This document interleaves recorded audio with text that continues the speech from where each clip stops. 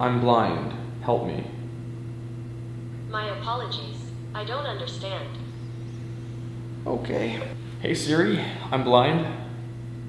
You can adjust many of the vision settings. As you may or may not know from looking at my past videos, I use Apple products a lot. In fact, they've had a huge influence on my career, and I have a little bit of a bias towards Apple products. But I can still be critical of the company and decisions when things aren't, necessarily for me. Last year, I actually addressed a comment that took aim at me and my preference of accessibility choices, that being Apple's ecosystem and Apple's accessibility, and not talking enough about Android.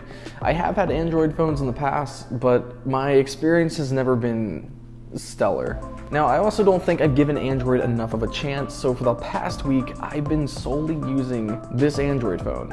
It's stock Android, it's the essential phone. For those of you who have not seen my content in the past, I happen to be legally blind, and what that means is that I live with blindness since birth on sort of the spectrum that, blindness isn't an on and off switch for majority of people who are considered blind. And for those of you who have never even heard of a blind person using a smartphone, that's a thing. It's been a thing for many, many years. It's not a hard thing to grasp. Please do keep in mind, if you are a sighted viewer, going from one phone's ecosystem to another may look completely different for you. No pun intended. First things first is, how would I interact with this new device? I had to find the accessibility features that were equivalent to what I use on iOS. On iOS, I use Zoom, Speak Screen, and VoiceOver. On Android, that would translate over to Magnification, Select to Speak, and Talkback. There are other accessibility features that I do use on and off, including invert colors, things such as Selection Speak, or even just Siri. Siri being an accessibility tool, something to grant me access to something quicker. And believe me, I know, going from Siri to Google Assistant, I understand. First up was magnification, and at first it was pretty easy to get adjusted to, which is a triple tap with one finger. I kind of like that coming from iOS. To enable zoom the old-fashioned way is 3 fingers, triple tap. But here's where things kind of fall from there. If I want to do a quick zoom and just peek into something, that's fine. I can triple tap, I get that information, triple tap out of the zoom. However, on iOS has the zoom controller, which lets me just do a quick press in and then press out to get that. And I can do it all one-handed. If I want to start scrolling around the screen on Android, it's going to require 2 fingers, and that becomes a multi-hand task. And when this becomes difficult is when I have my cane in one hand and I'm using my phone in the other hand. And that is, it doesn't make it easy. Now maybe there's a way around this and I'm just ignorant to it. I just want you to know I'm a little biased towards iOS because I know how to use it, I know the ins and outs, and I've been using it for a good 8 years now. But I couldn't figure out anything on here to help me just do zoom or magnification one-handed. Gotta kind of knock points down. I prefer iOS's zoom. Up next was going from speak screen to select to speak. And I'll be honest, I think this is a new feature on Android. I think this was introduced in 9.0. And as I was starting the week out, I updated this phone just to see if there's any new accessibility. And according to Google's support website, it sounded like this feature was added very recently.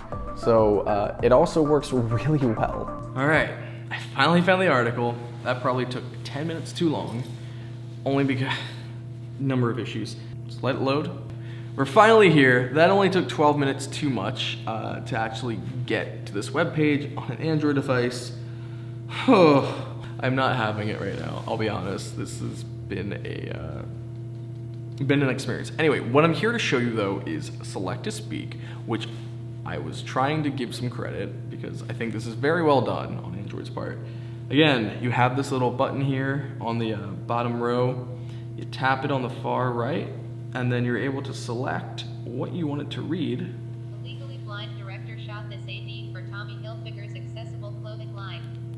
Hummel's James Rev directed digital ads for Tommy Adaptive. You can pause it, you can get to the next section. It's very much similar controls to Speak Screen on iOS, but it lets you just kind of, if you want to do only a paragraph, you can select that. So you do have that customization option there. Oh, bravo to the guys over at Google for really creating a good, kind of a light version of a screen reader. It's for those who can still see, especially be able to see the colors and silhouettes of what's on their screen, but can't quite read or make out what it's saying. I actually really did enjoy Select to Speak, and I do really like Speak Screen too. I think it's fantastic. I really have no issues with it. However, Select to Speak did have a few more options when it came to what I want exactly to be read, and Speak Screen kind of just reads anything on your screen. You know, whatever's currently there, it's gonna get read aloud. Up next was Talkback, and this is the complete, you know, if my eyes just can't make anything out, I am too much eye fatigue, I gotta close my eyes, I gotta rest them, which does happen daily, happens multiple times a day. This is great because I can navigate my entire phone totally blind. Talkback is okay, it works, it does the job. However, I did find iOS to be a little bit more user-friendly. I found VoiceOver to just be easier to use. And now that Talkback's bad, I think it's just, I'm so used to iOS and iOS's gestures for VoiceOver. You know, it's like learning how to navigate a brand new phone. I don't know where things exactly are all the time in Android, and being able to know is so important for when you can't see anything, right? It's a lot of muscle memory. Android feels a little bit different, feels, and not bad different, but I think if you aren't used to Android, not that Talkback is bad, it's just not what I'm used to, and VoiceOver just kind of has it's got my blind loyalty. Lastly is support. This is actually kind of a big thing for me, especially when it comes to accessibility. Apple offers a 24/7 accessibility hotline, and that is so important because anytime that I have questions or I need help or need a trainer who is well versed in accessibility, there's some place I can call at any point in the day to get that support. With Android, Google has an email, I guess. And the email does work for some people, but for me, being blind, calling and talking in the moment is the easiest and best way to support my needs. There's also the Apple Store and the Apple Support app, and there's just many different ways, and I think Apple definitely has a ecosystem and product within their whole support. Not that support doesn't exist for Android, it's just that it doesn't feel as accessible to obtain. Here's my bottom line. My very first smartphone happened to be an Android. At the time, I was on Verizon, and they didn't support the iPhone. This was back during the iPhone 4 days. But that changed, and my experience with that Android phone, though the phone was nice in terms of specs and design and display as well, it didn't have much to offer in terms of accessibility back then.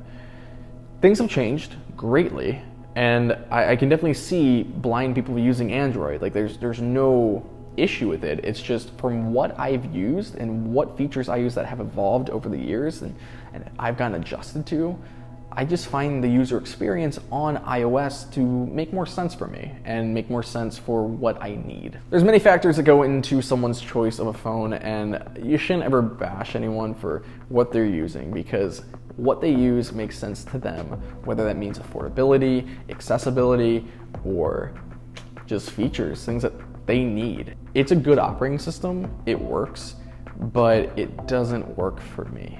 In short, use what works for you. Let me know in the comments down below, what phone do you use and does that work for you? Are you thinking about switching? Are you thinking about trying something different? I encourage you to. Even if it doesn't work out in the end, I hope you could see differently today. I sure did. I'll hear you next time. Bye.